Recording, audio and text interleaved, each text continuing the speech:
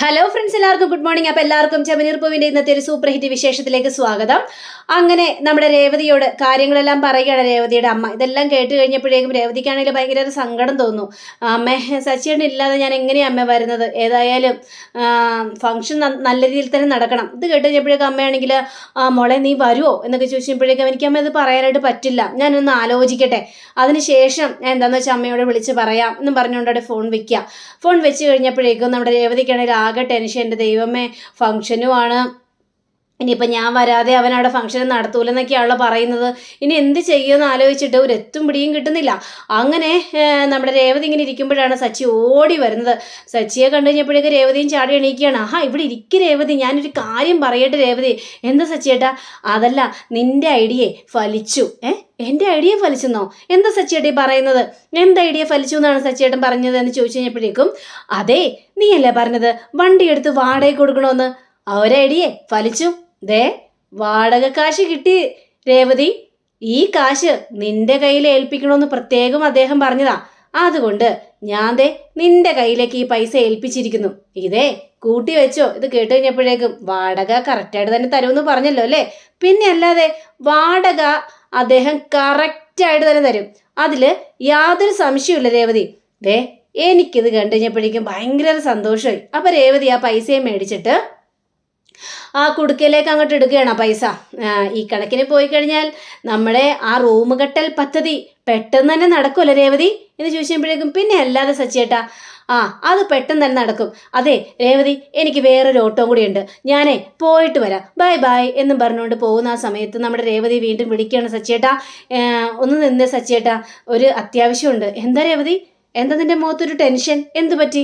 അതെ സച്ചിയേട്ടാ, അത് വീട്ടിലൊരു ഫംഗ്ഷൻ നടക്കുന്നുണ്ട്. ഫംഗ്ഷനോ? കൊള്ളാലോ, അത് ശരത്തിൻ്റെ ബർത്ത്ഡേ ആണ്. നടക്കട്ടെ, ഫംഗ്ഷനൊക്കെ നടക്കട്ടെ. അതല്ല സച്ചിയേട്ടാ, നമുക്ക് പോയാലോ സച്ചിയേട്ടാ ഫംഗ്ഷന്? ഇത് കേട്ട് കഴിഞ്ഞപ്പോഴേക്കും ഞാനും നീയും കൂടി ഒരുമിച്ച് വരണമെന്ന് പറഞ്ഞോ? ശരത്താണോ നിന്നെ വിളിച്ചത്? പക്ഷേ ശരത്ത് എന്നെ വിളിച്ച് കാണില്ലല്ലോ, നിന്നെ മാത്രമായിരിക്കുമല്ലോ ശരത്ത് വിളിച്ചിട്ടുണ്ടാവുക.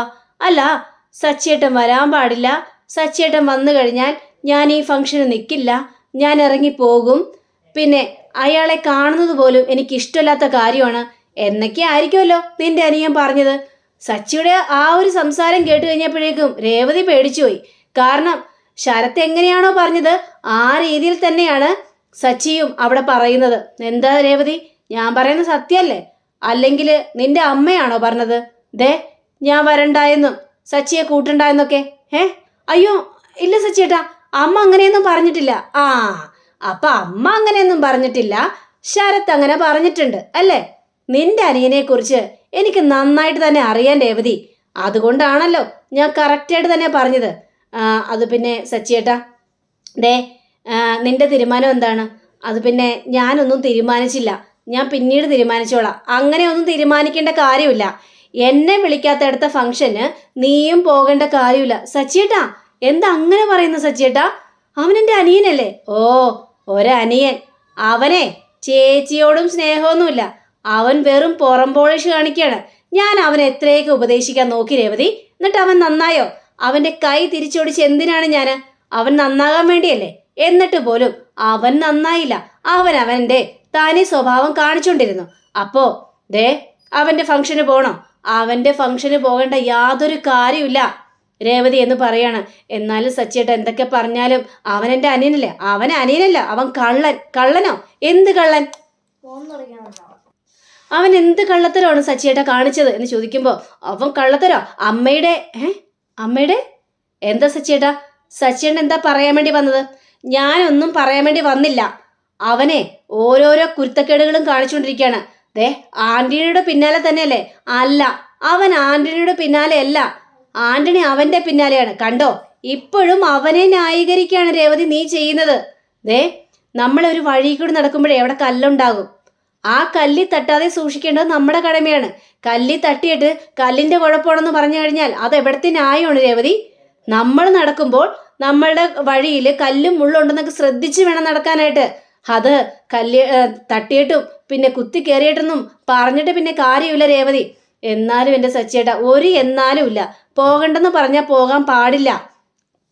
പിന്നെ നീയും നിന്റെ അമ്മയും നിങ്ങളുള്ള എല്ലാവരുമാണ് അവനെ ചീത്താക്കിയത്. അതുകൊണ്ട് അവൻ ഇത്രയും വഷളായി പോയത്. ഇവിടെയും കണ്ടു ഒരു ഓട്ടക്കാരനുണ്ടല്ലോ, അവനെ ചീത്താക്കിയത് ആരാണ്? അവൻ്റെ അമ്മ തന്നെയാ ചീത്താക്കിയത്.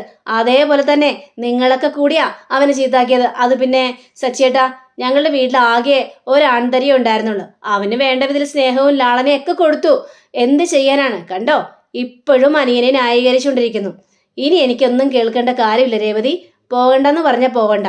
പിന്നെ എൻ്റെ വാക്കിന് നീ വില കൊടുക്കുമെന്ന് ഞാൻ വിശ്വസിക്കുന്നു എന്നും പറഞ്ഞുകൊണ്ട് സച്ചി ഒറ്റ പോക്ക് അവിടുന്ന്. രേവതി ആകെ പെട്ടുപോയൊരവസ്ഥ. എന്ത് ചെയ്യണമെന്ന് അറിയാൻ പാടാത്തൊരവസ്ഥയാണെങ്കിൽ നിൽക്കുകയാണ്. ഇതിലാണെങ്കിൽ വരണമെന്നും പറയുകയും ചെയ്തു. വന്നില്ലെങ്കിൽ ആകെ പ്രശ്നമാകുമെന്നും പറഞ്ഞു. അങ്ങനെ നമ്മുടെ രേവതി നേരെ അമ്മയെ വിളിക്കാം. അപ്പോൾ അമ്മയെ വിളിച്ചു കഴിഞ്ഞപ്പോഴേക്കും എന്താ മോളെ രേവതി എന്നിങ്ങനെ ചോദിച്ചപ്പോഴേക്കും അമ്മേ, ഞാൻ ഫംഗ്ഷന് വരില്ല അമ്മേ. അതെന്ത് പറ്റി? അതെന്താ ഫംഗ്ഷന് വരില്ല എന്ന് പറഞ്ഞ? അമ്മായിയമ്മ വിടൂലെന്ന് പറഞ്ഞോ? എന്താ മോളെ എന്ന് ചോദിക്കുമ്പോൾ അത് പിന്നെ അമ്മേ, എനിക്ക് വരാൻ പറ്റില്ല. എന്താന്ന് പറ. എനിക്ക് മനസ്സിലായി മോളെ, നിന്റെ അമ്മായിയമ്മ ഫംഗ്ഷന് പോകണ്ട എന്ന് പറഞ്ഞല്ലേ, അതുകൊണ്ടല്ലേ നീ വന്നില്ല എന്ന് പറഞ്ഞത്. അമ്മേ, അങ്ങനെയല്ല. എന്നോട് അമ്മായിയമ്മ ഫംഗ്ഷന് പോകണ്ടെന്നൊന്നും പറഞ്ഞിട്ടൊന്നുമില്ല. പിന്നെ എന്താ കാര്യം? അത് പിന്നെ അമ്മേ, സച്ചിയേട്ടൻ പറഞ്ഞു എന്നോട് ഫംഗ്ഷന് പോകണ്ട എന്ന്. സച്ചി അങ്ങനെ പറഞ്ഞോ? ഇത് കേട്ട് നമ്മുടെ ശരത്തിനാകെ കലി വരിക. ദേവു അവിടെ നിൽക്കുന്നുണ്ട്. ഡെക്കറേഷനൊക്കെ അടിപൊളിയായിട്ട് നടന്നുകൊണ്ടിരിക്കുക. മോളെ, എന്തു പറിച്ചില്ല മോളെ. അതെന്താ സച്ചി മോളോട് പോകണ്ടെന്ന് പറഞ്ഞത്? എന്തൊക്കെ പറഞ്ഞാലും നിന്റെ അനിയനല്ലേ എന്നൊക്കെ ഇങ്ങനെ പറയാണ്. അമ്മ, ഞാൻ പറയുന്നൊന്ന് കേൾക്ക്. അമ്മ അവൻ്റെ കയ്യിലേക്ക് ഒന്ന് ഫോൺ കൊടുത്തിട്ടെ എന്ന് പറഞ്ഞു കഴിഞ്ഞപ്പോഴേക്കും അമ്മ ശരത്തിൻ്റെ കയ്യിലേക്ക് ഫോൺ കൊടുക്കുകയാണെന്ന് രേവതിയോട് സംസാരിക്കുക. എന്താ ചേച്ചി, എന്താ കാര്യം? ചേച്ചി ഫംഗ്ഷന് വരില്ലേ? എന്താ ഇത്ര നേരമായിട്ട് വരാത്തത് എന്ന് ചോദിക്കുമ്പോൾ മോനെ, ഞാൻ വരില്ലടാ, എനിക്ക് വരാനായിട്ട് സാധിക്കില്ല. എനിക്ക് മനസ്സിലായി ചേച്ചി, സച്ചിയേട്ടൻ പറഞ്ഞിട്ടുണ്ടാവും അല്ലേ ദേ ഫംഗ്ഷന് പോകാൻ പാടില്ലെന്ന്. ചേച്ചി, ഞാൻ ചേച്ചിയുടെ സ്വന്തം കൂടപ്പിറപ്പാണ്. അപ്പോൾ ഭർത്താവിന് കൊടുത്ത വാക്കാണോ അല്ലെങ്കിൽ ചേച്ചിയുടെ അനിയൻ്റെ ഫംഗ്ഷൻ കൂടാനാണോ ചേച്ചിക്ക് ഇഷ്ടം? എടാ, നീ എന്നെ ഇങ്ങനെ ധർമ്മസങ്കടത്തിലാക്കരുത്. എനിക്ക് സച്ചിയേട്ടൻ്റെ വാക്ക് കേട്ടേ മതിയാവുള്ളൂ. ചേച്ചിക്ക് അങ്ങനെയൊക്കെ എന്ത് വേണേലും തീരുമാനിക്കാം. പക്ഷെ ഒരു കാര്യമുണ്ട്, ചേച്ചി വരാതെ ഞാനിവിടെ കേക്ക് കട്ട് ചെയ്യില്ല. ചേച്ചി വന്നില്ലെങ്കിൽ ഒരു ഫംഗ്ഷന് നടക്കില്ല. ഞാൻ ഇവിടെ നിന്ന് ഇറങ്ങിപ്പോകും. ശരത്ത്, ഞാൻ പറയുന്നത് എന്താ നീ കേൾക്കാത്തത്? എനിക്കൊന്നും കേൾക്കേണ്ട കാര്യമില്ല. എനിക്ക് എൻ്റെ ചേച്ചി തന്നെയാണ് വലുത്. അതുകൊണ്ട് ചേച്ചി ഈ ഫംഗ്ഷന് വരണം. അല്ലെങ്കിൽ പറഞ്ഞല്ലോ, ഈ ശരത്ത് പറഞ്ഞാൽ അതേപോലെ തന്നെ ചെയ്യും. അപ്പോഴേക്കും രേവതിയുടെ അമ്മയും പറയാണ്, മോളെ, ഇവിടെ കുറച്ച് പേരെ വിളിച്ചിട്ടുള്ളൂ. നീയും കൂടി വന്നില്ലെങ്കിൽ എങ്ങനെയാണ് ശരിയാവുന്നത്? ശരത്തിന് ദേഷ്യം കയറി ആ ഫോൺ കട്ടാക്കിയിട്ട് പോവുകയാണ്. രേവതിക്കാണെങ്കിൽ ആകെ ടെൻഷനും തോന്നുകയാണ്. ദൈവമേ, അനിയൻ്റെ ഫംഗ്ഷന് പോലും പോകാനായിട്ട് പറ്റുന്നില്ലല്ലോ എന്നൊക്കെ ചിന്തിച്ച് അങ്ങ് നിൽക്കുക. അങ്ങനെ രേവതി ആകെ സങ്കടപ്പെട്ടിങ്ങനെ ഇരിക്കുമ്പോഴേക്കും വർഷ വരിക. വർഷ ഈ ഒരു കാഴ്ച കാണുകയാണ്. ഇതെന്താ ചേച്ചിക്ക് എന്ത് പറ്റി? ഇങ്ങനെ മൂഡ് ഓഫ് ആയിട്ട് ഇരിക്കില്ലല്ലോ എന്നൊക്കെ ഇങ്ങനെ വിചാരിക്കുകയാണ്. അങ്ങനെ വർഷം അങ്ങോട്ട് ചെന്നിട്ട്, എന്തോ ചേച്ചി എന്തെങ്കിലും മൂഡ് ഓഫ് ആയിട്ടിരിക്കുന്നത്? ഒന്നുമില്ല വർഷേ. എന്തോ ഒരു കാര്യമില്ലാതെ ചേച്ചി ഇങ്ങനെ ഇരിക്കൂലെന്ന് എനിക്കറിയാം നന്നായിട്ട്. എന്താണെങ്കിലും തുറന്നു പറഞ്ഞൂടെ? അത് പിന്നെ എൻ്റെ അനിയൻ്റെ ബർത്ത്ഡേ ആണ്. ആഹാ, കൊള്ളാലോ. അപ്പോൾ അവിടെ ഫംഗ്ഷനൊക്കെ കാണുമല്ലോ. ചേച്ചി പോകുന്നില്ലേ? ഓ, മനസ്സിലായി. രണ്ടുപേരും കൂടി ഒരുമിച്ച് പോകാനായിട്ട് നിൽക്കുകയാണല്ലേ. അതേതായാലും നന്നായി. സച്ചിയേട്ടൻ വന്നില്ലേ എന്ന് ചോദിച്ചപ്പോഴേക്കും അതല്ല വർഷേ, എന്നോട് ഫംഗ്ഷന് പോകണ്ട എന്ന് പറഞ്ഞു സച്ചിയേട്ടൻ. സച്ചിയേട്ടൻ ഫംഗ്ഷന് പോകണ്ടെന്ന് പറഞ്ഞോ? അതെന്താ സച്ചിയുടെ ഫംഗ്ഷന് പോകണ്ടെന്ന് പറഞ്ഞേ? അതെന്താ കാര്യം? അത് പിന്നെ എനിക്ക് മനസ്സിലായി. ഈ ശരത്തും സച്ചിയേട്ടനും കൂടി എന്തൊക്കെയോ പ്രശ്നമുണ്ടല്ലേ, അതുകൊണ്ടല്ലേ പോകണ്ടെന്ന് പറഞ്ഞത്. ചേച്ചി അതൊന്നും കാര്യമാക്കണ്ടേ ചേച്ചി ഫംഗ്ഷന് പോകണം. എനിക്ക് പോകാനായിട്ട് പറ്റില്ല. ഞാൻ സച്ചിയേട്ടൻ ധിക്കരിച്ച് ഒന്നും ചെയ്തിട്ടില്ല. പിന്നെ സച്ചിയേട്ടനെ ധിക്കരിച്ച് അങ്ങനെ ചെയ്തു കഴിഞ്ഞാൽ സച്ചിന് ഭയങ്കര സങ്കടം തോന്നും. അതുകൊണ്ട് ഞാൻ അങ്ങനെ ചെയ്യത്തുമില്ല വർഷേ. പിന്നെ അവൻ പറയുന്നത് ചേച്ചി വന്നില്ലെങ്കിൽ ഈ ഫംഗ്ഷൻ നടക്കില്ല, ഞാൻ ഈ ഫംഗ്ഷനിൽ നിന്ന് പോകും, ഞാൻ കേക്ക് കട്ട് ചെയ്യില്ല എന്നൊക്കെ അവൻ പറഞ്ഞത്. കണ്ടോ, ചേച്ചിയുടെ അനിയന് ചേച്ചിയോട് അത്രയും മാത്രം സ്നേഹമുണ്ട്.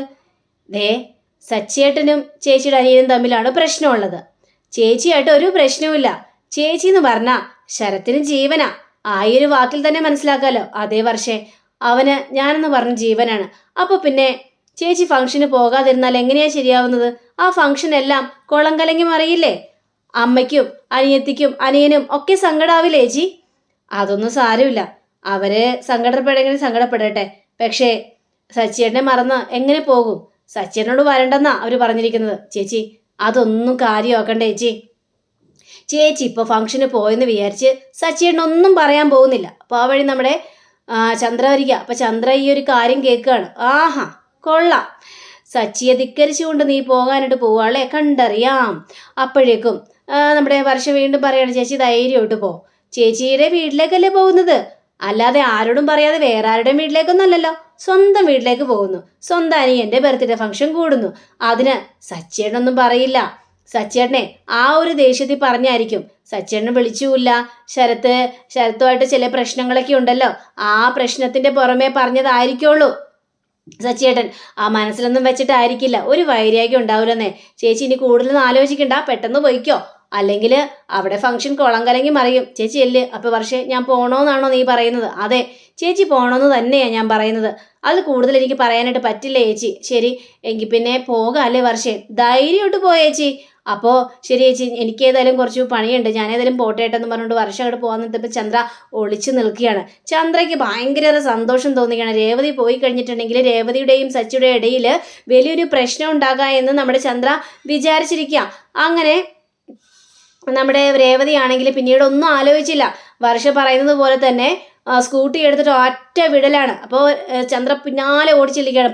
പോടി നീ പോ. അപ്പോൾ ഈ സച്ചിയുടെ വാക്കും ധിക്കരിച്ചുകൊണ്ട് നീ നിന്റെ അനിയൻ്റെ ബർത്ത്ഡേ ഫംഗ്ഷൻ കൂടാൻ വേണ്ടി പോവല്ലേ? സച്ചി ഇങ്ങോട്ട് വരട്ടേടി, ഇന്നൊരു ഭൂകമ്പം നടക്കും. ഇവള് അവൻ്റെ വാക്കും ധിക്കരിച്ചുകൊണ്ട് അവളുടെ വീട്ടിൽ പോയെന്ന് സച്ചി അറിഞ്ഞു കഴിഞ്ഞിട്ടുണ്ടെങ്കിൽ പഴയ സച്ചിയായിട്ട് മാറും അവൻ. അപ്പം പിന്നെ ഇവരുടെ ഇടയിൽ നല്ല അടി പിടി കലഹം ഒക്കെ ഉണ്ടാകും. അത് കണ്ട് എനിക്ക് ആസ്വദിക്കണം എന്ന് ചന്ദ്ര മനസ്സിൽ ചിന്തിക്കുകയാണ്. പിന്നീട് നമ്മുടെ ശരത്തിൻ്റെ വീട് കാണിക്കുകയാണ്. അപ്പോൾ ശരത്ത് ചോദിക്കുകയാണ്, അമ്മേ ചേച്ചി ഇതുവരെ വന്നില്ലേ എന്ന് ചോദിക്കുമ്പോൾ ഇല്ല അവൾ വന്നിട്ടില്ല, വരും. അപ്പോൾ അവിടെ വന്ന ഫംഗ്ഷനിൽ വന്ന ആൾക്കാരൊക്കെ ചോദിക്കണം, രേവതി വന്നില്ലേ? വരും അവർ വരും. അപ്പോൾ ശരത്ത് ഇങ്ങനെ പറയുകയാണ്, അമ്മേ ഞാൻ പോവാൻ കേട്ടോ. പോകാനോ? എങ്ങോട്ട്? അപ്പോൾ ദൈവമാണെങ്കിൽ എടാ നിന്റെ ബർത്ത്ഡേ ഫംഗ്ഷൻ അല്ലേ, നീ എങ്ങോട്ട് പോകുന്നു? അതെ എൻ്റെ ബർത്ത്ഡേ ഫംഗ്ഷൻ തന്നെയാണ്, പക്ഷേ രേവതി ചേച്ചി ഇവിടെ വന്നോന്ന് ഞാൻ ആഗ്രഹിച്ചായിരുന്നു, പക്ഷെ ചേച്ചി വരില്ലെന്ന് ഇപ്പം എനിക്ക് ഉറപ്പായി. സച്ചിയേട്ടൻ വിട്ടിട്ടുണ്ടാവില്ല, അതുകൊണ്ടാണ് രേവതി ചേച്ചി വരാത്തത്.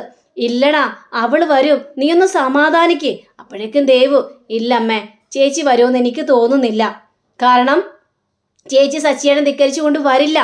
അങ്ങനെ ഇവരിങ്ങനെ സംസാരിച്ചുകൊണ്ടിരിക്കുമ്പോഴാണ് ദാ രേവതിയുടെ വരവ്. അപ്പം രേവതിയെ കണ്ടു കഴിഞ്ഞപ്പോഴേക്കും ഇവർക്ക് ഭയങ്കര സന്തോഷം തോന്നുകയാണ്. ചേച്ചി വന്നല്ലേ ചേച്ചി? അതേടാ ഞാൻ വന്നു, ഞാൻ കാരണം ഇനി ഈ ഫംഗ്ഷൻ മുടങ്ങേണ്ട ആവശ്യമൊന്നുമില്ല. എൻ്റെ അനിയൻ്റെ ബർത്ത്ഡേ അല്ലേ, എനിക്ക് വരാതിരിക്കാനായിട്ട് കഴിയോ? ചേച്ചി സച്ചിയേട്ടനോട് പറയാതെയാണ് വന്നത്, എന്തിനിപ്പം ഇതൊക്കെ സംസാരിക്കുന്നത്? ഫംഗ്ഷൻ്റെ പരിപാടി നോക്കണ്ടേ, അത് നടന്നാൽ മതി എന്ന് പറഞ്ഞുകൊണ്ട് രേവതി അങ്ങോട്ട് പോവുക. ഈ സമയം തന്നെ നമ്മുടെ സച്ചി വീട്ടിലെത്തി. കാറിൽ നിന്ന് ഇറങ്ങിയതും രേവതി എന്നും പറഞ്ഞുകൊണ്ട് ഒച്ചത്തിൽ വിളിച്ചുകൊണ്ടാണ് വരുന്നത്. അപ്പോൾ ചന്ദ്രയാണെങ്കിൽ ഓടിച്ചെന്നാ ഇതിപ്പം തന്നെ കുളം കലക്കാം. അങ്ങനെ സച്ചി അകത്തേക്ക് കയറുകയാണ്. രേവതി എന്ന് പറഞ്ഞുകൊണ്ട് വിളിച്ചു കഴിഞ്ഞപ്പോഴേക്കും, നീ എന്തിനിങ്ങനെ വിളിച്ചു പോകുന്നത്? നീ എത്ര വിളിച്ചു കൂകിയാലും രേവതി വിളി കേൾക്കാൻ പോകുന്നില്ല. അവളിവിടെ ഉണ്ടെങ്കിലല്ലേ വിളി കേൾക്കുള്ളൂ. അവളോടെ പോയി പൂ കൊടുക്കാൻ പോയിട്ടുണ്ടാവും അല്ലേ, ഞാൻ ഏതായാലും അവൾ വിളിച്ചു നോക്കാം എന്ന് വിചാരിച്ചുകൊണ്ട് സച്ചി വിളിച്ചു കഴിഞ്ഞപ്പോഴേക്കും രേവതി ഫോൺ എടുക്കുന്നില്ല. അപ്പോൾ എന്താടാ അവള് ഫോൺ എടുക്കുന്നില്ലേ? അവള് ഫോൺ എടുക്കില്ല, കാരണം അവള് അനിയന്റെ ബർത്ത്ഡേ ഫംഗ്ഷന് പോയിരിക്കല്ലേ, അവിടെ പാട്ടും കൂത്തും മേളവും ഒക്കെ ആയിരിക്കും. അതുകൊണ്ട് ഫോൺ റിങ് ചെയ്തത് അവള് കേട്ടിട്ടുണ്ടാവില്ലടാ. ഇല്ല, അവൾ ഏതായാലും ബർത്ത്ഡേ ഫംഗ്ഷന് പോകില്ല. എൻ്റെ വാക്ക് ധിക്കരിച്ചുകൊണ്ട് ഒരിക്കലും അവൾ പോകാനായിട്ട് പോകുന്നില്ല. ആര് പറഞ്ഞോ? നിന്റെ വാക്ക് ധിക്കരിച്ചുകൊണ്ട് അവൾ പോയി ഇല്ല. അവള് പൂ വിൽക്കാൻ വേണ്ടി പോയതായിരിക്കും, വണ്ടി ഓടിക്കായിരിക്കും, അതുകൊണ്ടാ അവള് ഫോൺ എടുക്കാതിരിക്കുന്നത്. നീ വെറും മണ്ടനാടാ, മണ്ട ശിരോമണി. എടാ നിന്റെ വാക്കും ധിക്കരിച്ചുകൊണ്ട് സ്കൂട്ടർ എടുത്തിട്ട് അവളുടെ വീട്ടില് അനിയന്റെ ഫംഗ്ഷൻ കൂടാൻ വേണ്ടി പോയി. ഞാൻ പറയുന്നത് കള്ളത്തരല്ല, സത്യം തന്നെയാണ്. നിനക്കൊരു വിലയും അവള് കൽപ്പിച്ചിട്ടില്ലെന്ന് നിനക്ക് അധികം താമസിയാതെ മനസ്സിലാവും. ഞാൻ പറയുന്നത് നിനക്ക് വിശ്വാസമാവുന്നില്ലേ? വിശ്വാസം ആയില്ലെങ്കിൽ നീ ഒരു കാര്യം ചെയ്യ്, നിന്റെ ഭാര്യ വീട്ടിൽ പോയി നീ ഒന്ന് അന്വേഷിക്ക്. അപ്പൊ കാണാലോ അവൾ അവിടെ ഉണ്ടോ ഇല്ലേ എന്നൊക്കെ. ഇത് കേട്ട സച്ചിക്ക് കലി വരികയാണ്. സച്ചിയാണെങ്കിൽ പിന്നീട് ഒന്നും ആലോചിച്ചില്ല, അവിടെ നിന്നും വണ്ടി എടുത്തിട്ട് ഒറ്റ പോക്ക്. അപ്പോൾ സച്ചിയുടെ ആ പോക്ക് കണ്ടു കഴിഞ്ഞപ്പോഴേക്കും ചന്ദ്ര ചിരിച്ച് ആർമാദിച്ച് ആഘോഷിച്ച് അങ്ങനെ ഇരിക്കുക. അപ്പോൾ അങ്ങനെയും കാണിച്ചുകൊണ്ടാണ് നമ്മുടെ ഇന്നത്തെ റിവ്യൂ ഇവിടെ അവസാനിച്ചിരിക്കുന്നത്. അടുത്ത റിവ്യൂവിനെ കാത്തിരിക്കുക, സബ്സ്ക്രൈബ് ചെയ്യുക. എല്ലാവർക്കും നല്ലൊരു ദിനം ആശംസിച്ചുകൊണ്ട് തന്നെ നമസ്കാരം. Thank you. See again. By.